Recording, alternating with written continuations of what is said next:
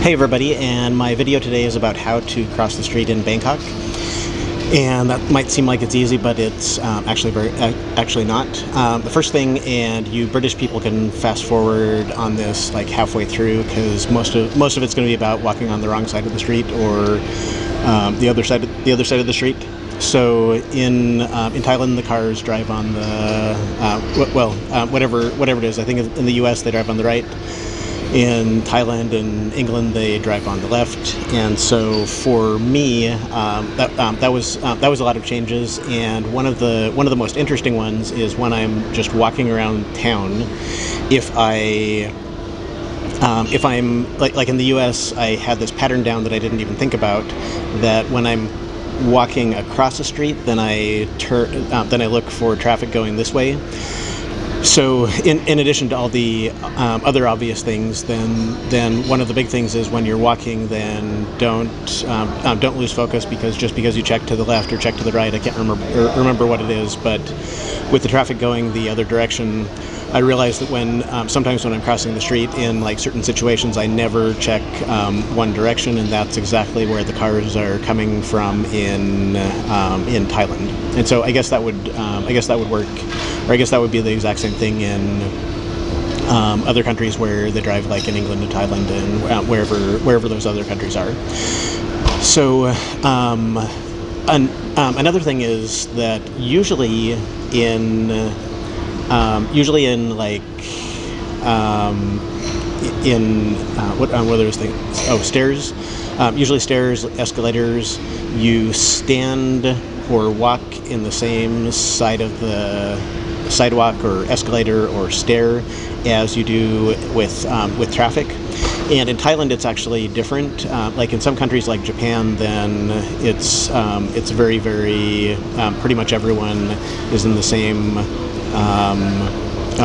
walks the same direction as they do driving. But in Thailand, it's much, much different. And even in like the MRT, one case of stairs, the people may be going up the right, and the other case of stairs, they may be going up the left. And so it's that's one of the things in Thailand is it's much, much different, because you have to just be aware of where exactly people are walking at pretty much all of the time. And that was a big change for me. It's like in the U.S. I could just like walk around and not think about it very much, but in Thailand, then like walking around, I have to think about it a lot. So the biggest thing with Thailand is don't cross in the crosswalks. And that might seem a little counterintuitive, because that's what the crosswalks are for. And it's not that you shouldn't cross in the crosswalks, but you should take extra care. Crossing in the crosswalks is way, way more dangerous than not crossing in the crosswalks. And so I think because of that, a lot of Thai people just completely ignore the crosswalks and cross wherever they can. But I've noticed there are a couple crosswalks in downtown Bangkok that aren't part of intersections, and sometimes when I've tried to cross in those crosswalks, then people honk at me for like even when the light is red for them, they're still honking at me like, hey, what are you doing in the street that's for cars? And so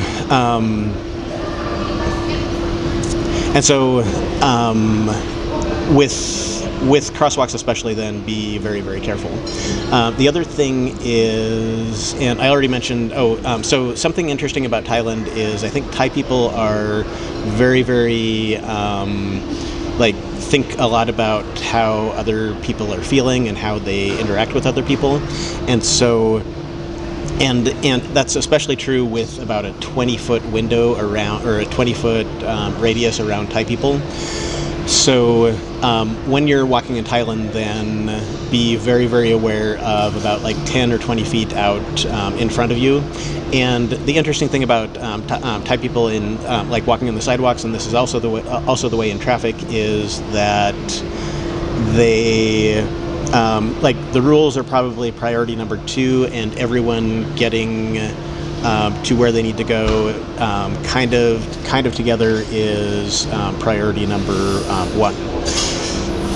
So one of the first things I noticed, like traffic-wise, when I came to Bangkok, is that people seem to be swerving all over the road, and that was really weird and scary for me because I didn't know, is my taxi driver drunk, or why can't he follow the white lines?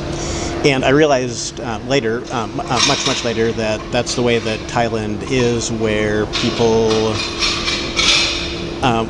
will kind of ignore the rules if you have to stay in the line, and just kind of work together so everyone can get to the destination.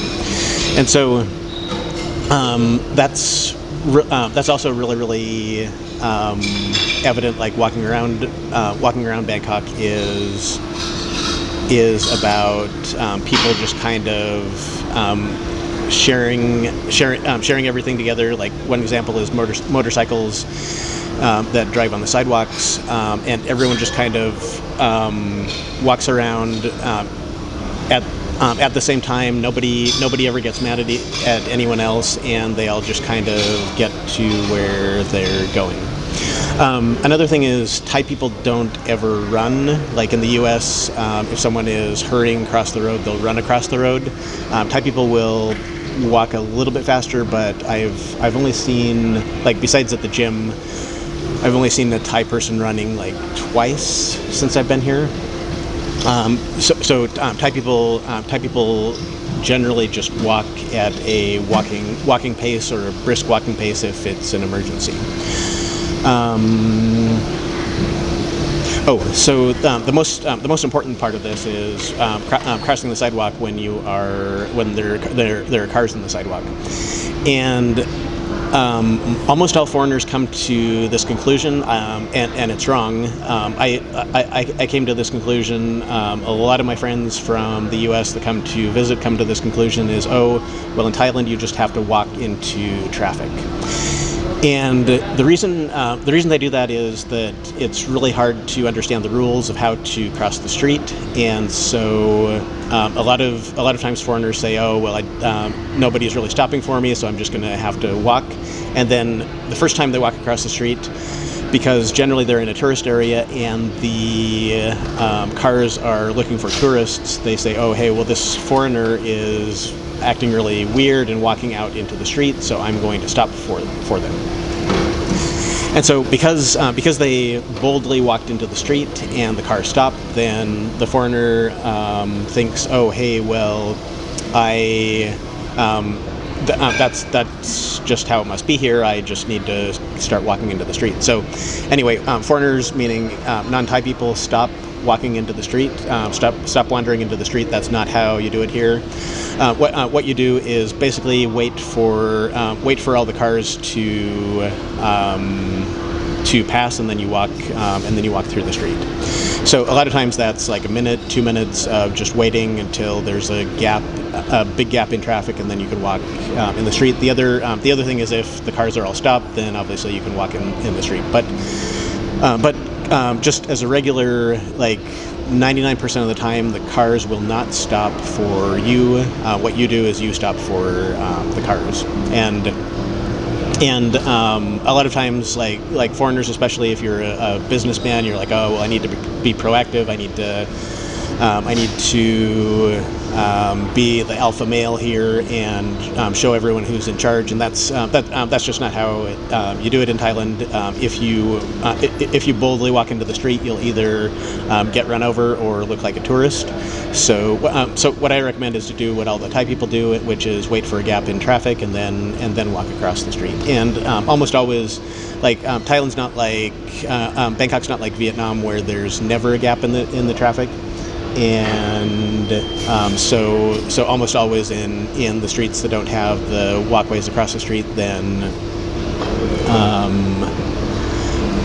there's always going to be a gap in traffic. And if there are those, the walkways are way safer and way better. So I always, even if it's going to take me 10 more minutes than walking across the street, I always take the overhead walkway, because those are way better. I think that's all I have to say. One of the things.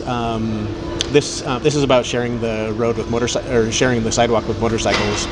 Motorcycles drive on the sidewalk. I think it's technically illegal, but everyone does it except for there are like 4 streets that have like anti-motorcycle things where there are bars that pedestrians can pass through, but motorcycles can't.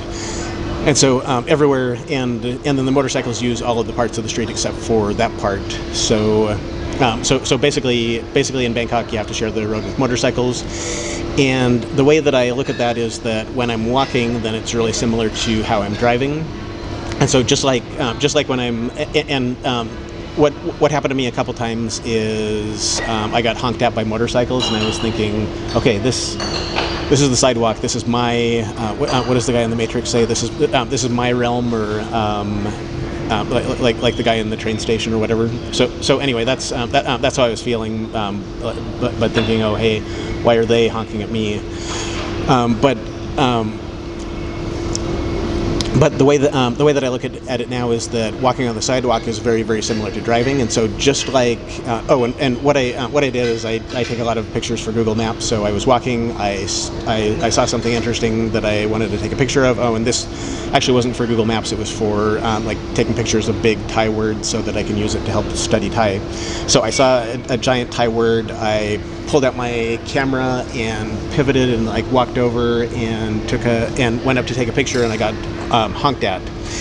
And basically the rule that I broke is that I changed lanes without signaling. And usually you don't think about that in the sidewalk, but the way that I've come to look at walking across the street or walking on the sidewalk in Bangkok is it's just like driving. And so just like with driving, I wouldn't ever just wildly veer across one lane or 2 lanes without looking or without starting to very gradually turn so everyone can kind of adjust, or signaling. Then that's what I try to do in Bangkok when I'm walking on the sidewalk. And so with walking on the sidewalk, now before I change virtual lanes, I always look over and see if somebody's coming. And then the other thing I do is just in case I missed it, just like blind spot driving. What I do is when I'm walking, instead of just jumping over to the next lane or virtual lane, then I just slowly walk like this if I'm changing virtual lanes. And I notice that's what Thai people do too, is they basically walk in a straight line.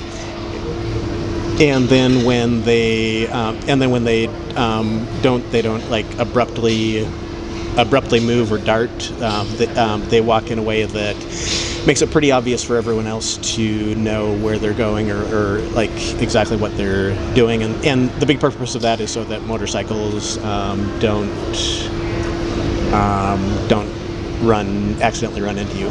Oh, and speaking, this is way off topic, but if you're going to Bangkok, make sure that when you open the taxi cab, that you open it very, very slowly, like when you're getting out, because there are motorcycles all over the place, and there's warnings on the inside of the taxi cab saying don't open the door fast. And I guess there have been a lot of incidents where people accidentally crashed motorcycles by flinging the door open. The motorcycle crashes into the door, and then it's no good for anyone.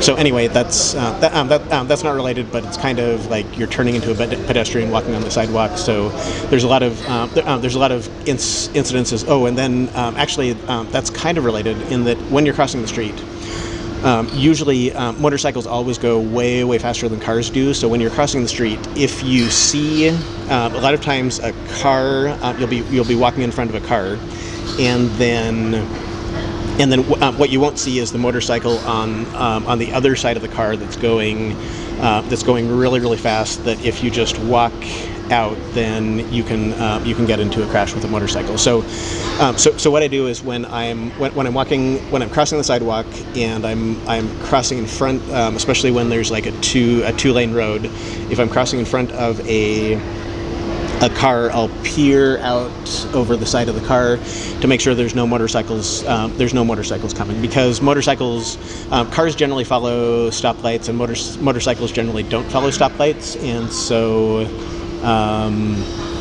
And so just watch for motorcycles swerving all over the place. Oh, there's one other thing. I forgot what it was, but it was important. It was kind of like that. And I'd hate to make another video just because I forgot the final important thing. So I'm trying to stall and be interesting, and at the same time I'm really nervous, or I should be nervous because I'm definitely not interesting drinking my water. So